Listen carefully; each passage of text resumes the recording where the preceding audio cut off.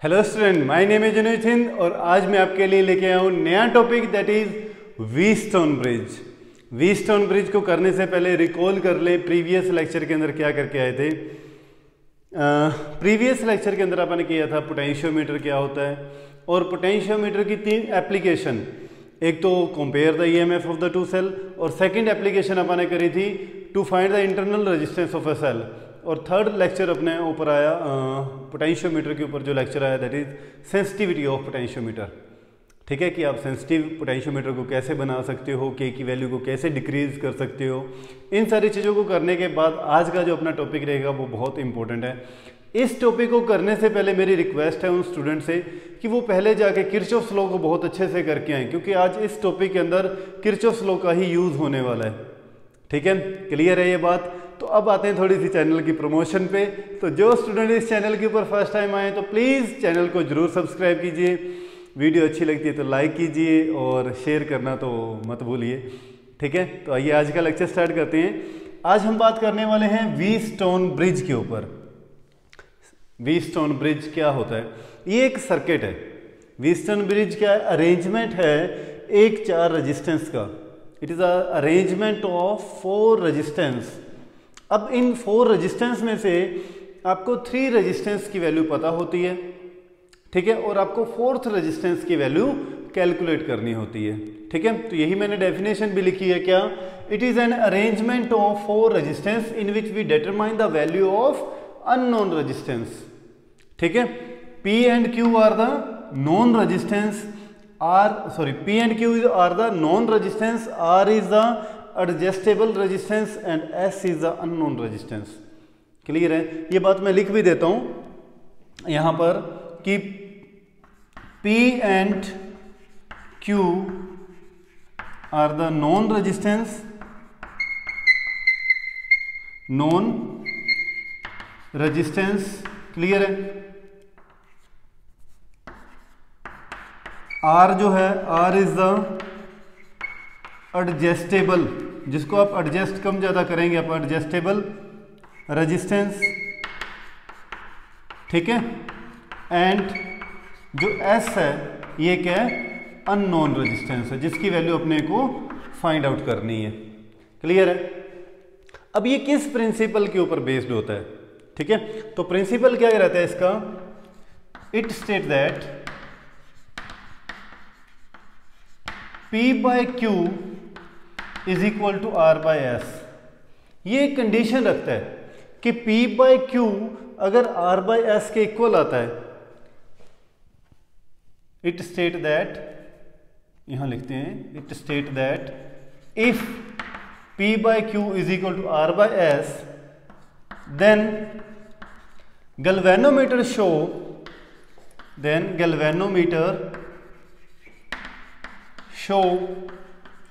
null deflection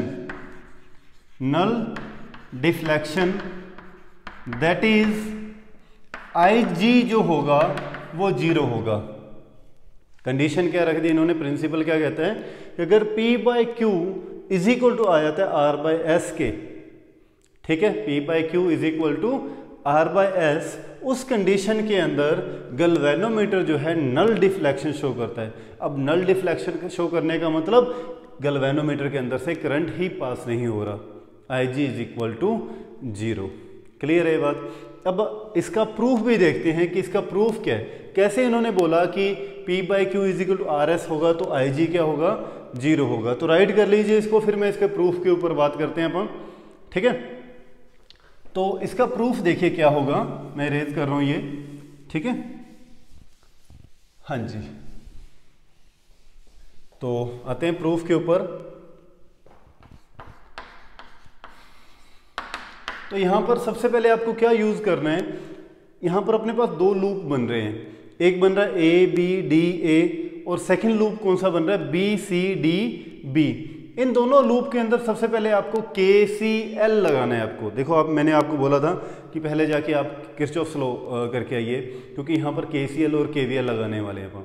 ठीक है, तो सबसे पहले KCL लगाते हैं कि सपोज कर लेते हैं इस बैटरी में से करंट आई जा रहा है। जैसे ही करंट आई यहाँ पहुँचेगा तो इसको 2 डायरेक्शन मिली जाने के लिए, सपोज इस तरफ करंट जा रहा है I1, तो इस तरफ कितना जाएगा I माइनस I1। क्लियर है? I1 जब यहाँ पहुँचा तो इसको फिर से दो जंक्शन आ गया, तो दो रास्ते मिले। सपोज इस तरफ करंट जा रहा है IG, जो गैल्वेनोमीटर के अंदर से पास कर रहा है, तो इस तरफ कितना करंट हो जाएगा? I1 इधर जा रहा था, I1 में से ये और कम हो गया, तो I1 माइनस IG। क्लियर है?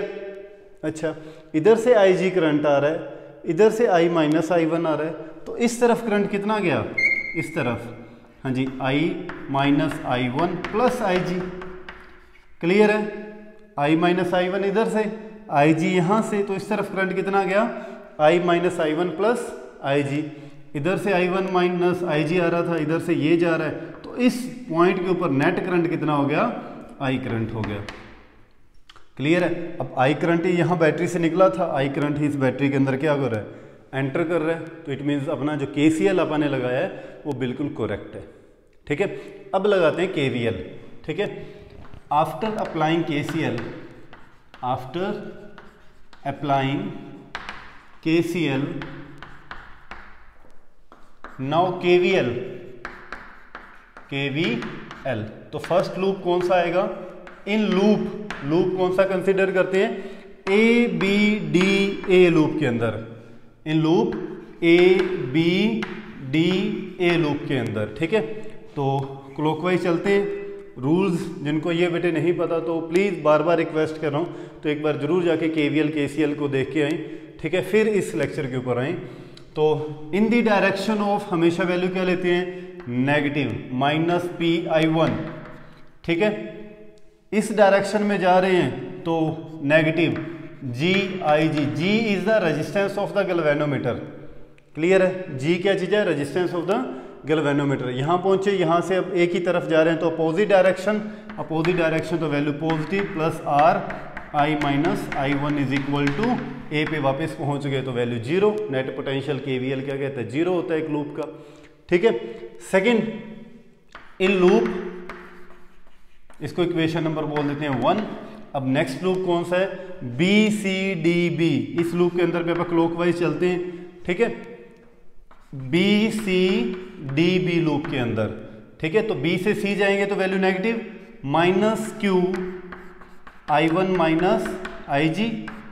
ठीक है, C से D आए तो value opposite, plus S into I minus I1 plus IG। Clear है? यहां से गए तो opposite, plus GIG is equal to 0। Clear है ये बात? ठीक है, अच्छा, इसको बोल देते हैं इक्वेशन नंबर सेकंड। अच्छा, अब देखिए जो ये R रेजिस्टेंस है, R मैंने क्या बोला था? ये एडजस्टेबल है। R is the adjustable resistance. अब इस R को देखो, P और Q की तो वैल्यू ऑलरेडी नोन है। ये R को इस वे के अंदर एडजस्ट करेंगे कि IG की वैल्यू क्या हो जाए? 0 हो जाए। ठीक है, तो क्या लिखोगे? Now R is adjustable, R is adjusted in this way IG become 0,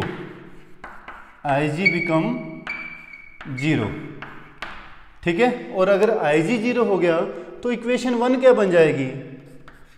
now equation 1 become 1 and 2 दोनों क्या क्या बन जाएंगी अपने पास? यहाँ पर IG की वैल्यू को 0 पुट कर दो। ठीक है, जब आप IG की वैल्यू को 0 पुट करोगे तो अपने पास क्या बन जाएगा? Minus PI1। ठीक है, माइनस ये तो क्या होगा? 0 पुट कर दोगे तो 0 ही हो गया, तो ये क्या रहेगा? Plus R I minus I1 equal to 0। Clear है? P को उस तरफ ले जाओ तो अपने पास क्या बन जाएगा? R I minus I1 is equal to PI1। इसको इक्वेशन नंबर बोल देते हैं 3। ठीक है, अच्छा, now equation 4 become, now equation 2 क्या बन जाएगी इक्वेशन? IG को 0 पुट कर दो तो अपने पास ये क्या बन जाएगा? माइनस Q I1 रह जाएगा, IG तो 0 हो गया। ठीक है, प्लस एस, आई जी जीरो हो गया तो क्या बच गया अंदर, आई माइनस आई वन, क्लियर है। और ये क्या हो गया, आई जी जीरो होते जीरो, तो इक्वल टू क्या आ जाएगा, जीरो। ठीक है, समझ में आ गया। तो यहां से अपने पास S I minus I one की वैल्यू क्या हो जाएगी, ये इधर जाएगा तो प्लस में क्यू आई वन। ठीक है, ये इक्वेशन नंबर बन गई अपने पास 4। ठीक है, राइट कर लीजिए, कर लिया राइट। अब देखिए आगे क्या करना है आपको। हाँ जी, डिवाइड इक्वेशन 3/4, थर्ड इक्वेशन को फोर्थ इक्वेशन से डिवाइड कर दो तो क्या बन जाएगा, R I minus I one is equal to P I one. इसको डिवाइड करना है, S I minus I one is equal to, इसको इधर आ गया तो क्या बनेगा ये, हाँ जी, क्यू आई वन, क्लियर है। आई वन से आई वन कैंसिल, ये आपस में कैंसिल आउट, तो बन गया अपने पास formula derive, P by Q is equal to किसके इक्वल आ गया, आर बाई एस के। यही अपने प्रूफ करना था, क्लियर है, समझ में आ गया। ठीक है, अब इसकी कुछ इंपॉर्टेंट पॉइंट हैं जो आपको ध्यान रखने हैं इसके ऊपर, व्हीटस्टोन ब्रिज के ऊपर। ठीक है, वो इंपॉर्टेंट पॉइंट क्या चीज़ है, इनको आप स्पेशल नोट बना के लिख सकते हो, स्पेशल नोट बना के। तो फर्स्ट पॉइंट क्या रहेगा, अब ये जो Ig की वैल्यू जीरो है, देखो Ig की वैल्यू जीरो हो जाती है तो आप क्या बोलते हो, the galvanometer does not show, galvanometer show null deflection, galvanometer show null deflection, यही बात हुई है। तो नल डिफ्लेक्शन क्यों शो कर रहा है, इसके पीछे रीजन क्या है, क्यों शो कर रहा है ये galvanometer null deflection Ig zero होते ही। और Ig जीरो होगा कब, जब इस गैल्वेनोमीटर के दोनों टर्मिनल के क्रॉस पोटेंशियल डिफरेंस क्या हो जाए, सेम हो जाए। भाई यहाँ भी अगर 5 वोल्ट है, यहाँ भी 5 वोल्ट है, तो करंट हमेशा कैसे फ्लो करता है, high potential to low potential, clear है। अब दोनों तरफ ही पोटेंशियल सेम हो गया तो करंट तो फ्लो करेगा ही नहीं इसमें से।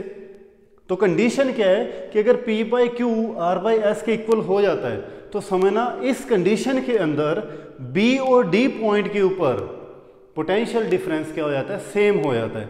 और पोटेंशियल डिफरेंस सेम होते ही गैल्वेनोमीटर के अंदर से कोई करंट फ्लो ही नहीं करेगा। और अगर गैल्वेनोमीटर के अंदर से कोई करंट नहीं फ्लो करेगा तो वो क्या करेगा, नल डिफ्लेक्शन शो करेगा, क्लियर है। तो यही पॉइंट मैंने यहाँ लिखा है, if Ig is equal to zero तो गैल्वेनोमीटर शो नल डिफ्लेक्शन। ठीक है, it means the potential difference across the terminal of galvanometer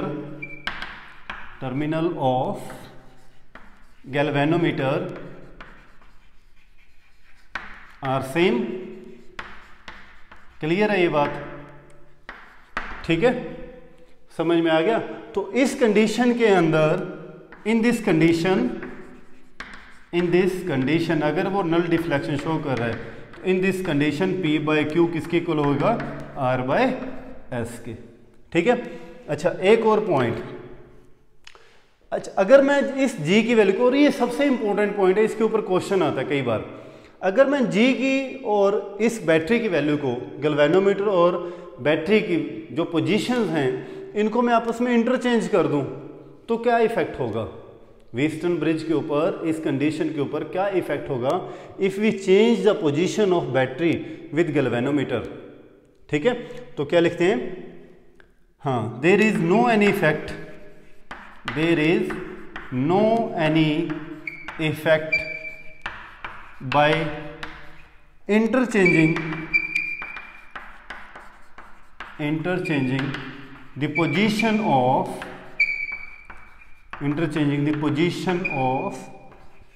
galvanometer with battery. ठीक है, देखिए कैसे, राइट कर लीजिए, फिर मैं इस चीज़ को समझाता हूँ। कर लिया राइट, स्क्रीनशॉट ले लो बेटे आप, ठीक है। देखिए कैसे, अब यहाँ पे गैल्वेनोमीटर कहाँ लगा हुआ है, बी और डी के बीच में, और बैटरी कहाँ लगी हुई है, ए और सी टर्मिनल के बीच में।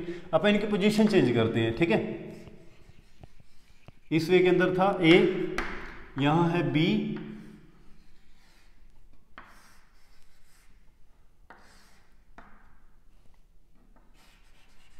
इस वे के अंदर यहां है सी और यहां है डी। यहां लगा हुआ था गैल्वेनोमीटर, ठीक है। गैल्वेनोमीटर की पोजीशन चेंज करके यहां पर क्या लगा दी, बैटरी लगा दी यहां, ठीक है। समझना एक एक चीज को, अभी आपको क्या समझाने वाला। और बैटरी की जगह क्या ले गए, गैल्वेनोमीटर ले गए, ठीक है। यही बात बोली है मैंने। अब देखिए क्या होता है, बैटरी कहाँ लगी हुई थी, बैटरी कहाँ लगी हुई थी, ए और सी टर्मिनल के बीच में।